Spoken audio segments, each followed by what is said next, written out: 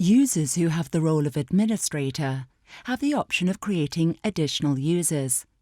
By clicking on Invite, you can create additional users by selecting the account created by the users.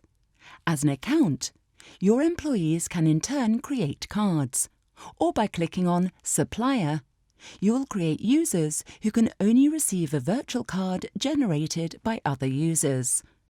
Let's start by creating a user for a user account. You can create two types of user: the administrator, who can in turn generate other users and modify the limits of the cards that have been generated, or standard users, who can create cards but cannot create additional users. You can also create a user at a specific sub-account level, if you have one set up. Please contact Business Client Management for information on how to set up sub-accounts. Let's go ahead and create a new user. For the time being, we are entering a fictitious name. We'll also repeat the name in the display name. We'll enter the corresponding email address for the user that we are creating. Here you can also select the default language for the user. Let's continue.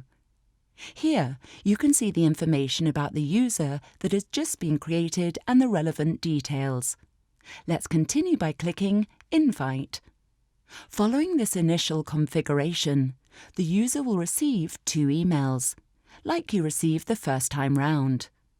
The first containing the username and a link, and the second with a temporary password.